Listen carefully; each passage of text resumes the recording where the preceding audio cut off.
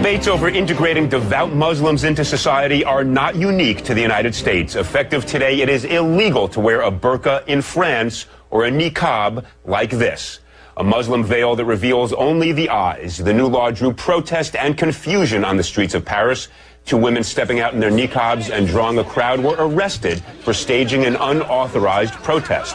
The French government has called the veils, and I quote, a new form of enslavement, end quote, not acceptable on its soil. Many Muslims are enraged, but not all. I'm joined by Hiba Ahmed, a writer for the blog Muslim Matters, who's against the ban. She's in Albuquerque. And Mona El Tahawi, a columnist on Arab and Muslim issues, who wants to see the ban extended everywhere. She's joining me from Washington. Welcome to you both.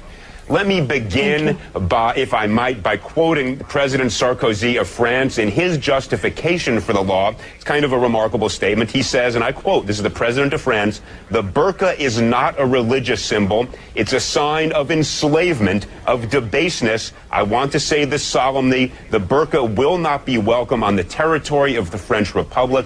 We cannot accept in our country women imprisoned behind a mask, deprived of all social life, of their identity." So, Mona, let me start with you. You want to extend this ban across the world. Do you agree with President Sarkozy that merely because somebody wants to dress like this, they choose to dress like this, they shouldn't be permitted to do so? You know, Elliot, I detest Nicolas Sarkozy. I consider him right-wing and racist, but I also detest the niqab and I detest the face veil. And I say this as a Muslim woman. I think it represents an ideology that does not believe in Muslim women's rights to do anything but choose to cover her face. And I find that I believe that the niqab dangerously equates piety with the disappearance of women. And so I support banning it everywhere because it's not in the Quran, it's not an obligation for a Muslim woman to cover her face.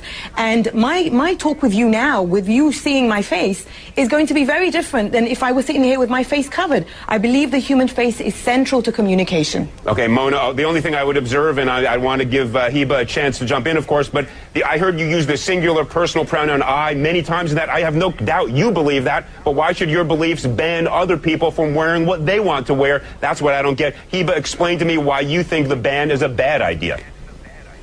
I think that it's a bad idea because I think it's yet another example of men telling women how to dress, how to live their life. It's another way to try to control women, and to take it to a government level and to try to legislate the way that a woman dresses is not just wrong and against human rights, but it really violates the whole basis that the democracy and democratic countries are based on. This is a free choice. This is something that I choose to wear. I disagree that it's some right-wing ideology. It is something that is permitted in Islam. I have a master's degree in mechanical engineering, and I am free to do whatever I want, and this is a choice that I want to make. And just because somebody doesn't accept my interpretation of Islam or personally like it, doesn't mean that we can use laws to violate people's freedom of expression and freedom of religion. But let me just ask you this. When you go to the airport, you understand there are going to be obligations. They're going to have to check you for security like they check all the rest. When you get a driver's license, do they take a picture with or without your veil on?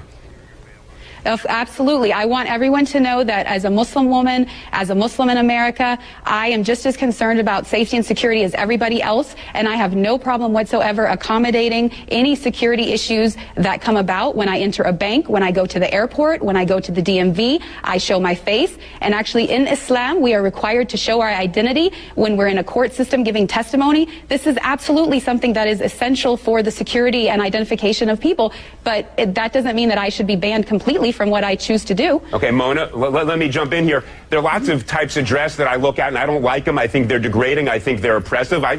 Lots of things I see teenagers wearing that, I'm now viewed as old-fashioned by a lot of, my kids perhaps. I don't go around saying we should pass a law banning it. Isn't that fundamentally violative of the First Amendment? What possible reason can there be legally to say to somebody, you can't dress the way you want to dress? Actually, Elliot, the government does tell people how they can and can't dress all the time. You cannot walk outside naked. There are many states here in the US where 3 or more people cannot be together in public with wearing a face mask. So the government actually does legislate over our wardrobe, but everybody conveniently forgets that. I would like to ask Heba, once I'm done talking, if she works, because we've been on media shows together where we've been on opposite ends of this argument. And I know from what she said before that once she started covering her face, she started stopped working. So my argument is, and this is not just about I understand what the point that you were making earlier, Elliot. Feminist groups, many women's rights groups have made the point that what the niqab does in a society, especially for Muslim women, is that it creates a spectrum where that is the pinnacle of piety and that is the good Muslim woman. And so of course it affects me. In France, where this ban is going in effect, Muslim women's rights groups there support it because they find that Muslim women who live in the French housing projects have been put under tremendous pressure by the Muslim right wing to give into the niqab. And when they speak out, they are told, it's basically they become these political pawns. Yeah, that's why I said I oppose Sarkozy, but I oppose this on women, because what choice do women have besides covering their face? This ideology doesn't recognize Muslim women's rights. Mona, I just have to push you on one thing here. There are certain prohibitions on the way people dress, or you mentioned nudity, that don't dress, that are in fact imposed upon us by law, but none of them that I'm aware of relates to a specific religion and says if you are a devout member of a religion, you cannot dress in a way that is you are obligated to practice your religion, your choice of faith. Can you think of any example like that? Because I can think of 1,000 other laws, if this were upheld, that suddenly we would limit all sorts of things that people do for their religious beliefs because we don't agree with it. Wouldn't that be a very dangerous thing to do? See, this is, I think, where these right-wing interpretations of religion get a free pass, because everybody says, well, it's my religious obligation, it's my religious right to do this. Let's look really at what we're talking about here. We're talking about the disappearance of women justified in the name of them becoming closer to God. So the closer you want to become to God, the less of you, the more you disappear. This Mona, I don't feel that I have disappeared at all. Well, one at a time. I disagree. Guys, one at a time. Habib, Hiba, excuse me, jump in. Tell us, has anybody forced you to do this? Is this something you're doing of your own free will? Nobody has forced me to do this, and I really have to disagree with the statistics that Mona is trying to put forth, because studies have shown that there are only 2,000 women in France that wear the niqab. The majority of them are converts who converted to Islam and are voluntarily choosing to do it. This is my choice. Nobody can force me to take it off. I would not take it off even if you paid me to do it. And the fact of the matter is that I have never met a single Muslim woman in all of my travels around the world that is being forced to wear it. I understand Mona does not like it and does not want to wear it personally, but she keeps talking about her own feelings about it, and she wants to use the law to support it. If she wants a diversity in Islamic belief, then she has to accept my version just like she wants me to accept hers. Mona, let me ask you this question. Do you have any evidence to support your statement that women are forced to wear this? And let me ask you this. If women are being forced to do something they don't want to do, there is recourse other than banning this entire mode of dress that is chosen, as we just heard from Hiba, by people who do choose to wear it of their own free will. Well, you know, I lived in Saudi Arabia. Heba says that she's traveled the world and she's never met a woman who's been forced to wear it. I lived in Saudi Arabia where millions of women are forced to cover their face. But now that the argument will be, well, that's in Saudi Arabia, not in France. What choice does a woman have when she's told she will burn in hell if she doesn't cover every inch of her body? What kind of a choice is that? So of course these women who convert to this ideology, I've never heard anybody say that. The women who convert to this ideology, who are then told that this is how to be a good Muslim woman, to be close to God, to avoid hellfire, is there really a choice in that? And I believe when you have a law like this, you know, I told you, I detest Sarkozy. I consider him racist, but I will not sacrifice Muslim women's rights in order to uphold the Muslim right wing, which I believe is misogynist. With a law like that, a woman can tell her husband or any male relative who is forcing her to dress like this, the law says I don't have to dress like this. Mona, let's not deal with Saudi Arabia, different customs, different laws. We have a First Amendment. No, I was talking about France. I was talking about France. Wait, hold on one second. In the United States, we have a First Amendment that gives people the right to practice religion as they wish.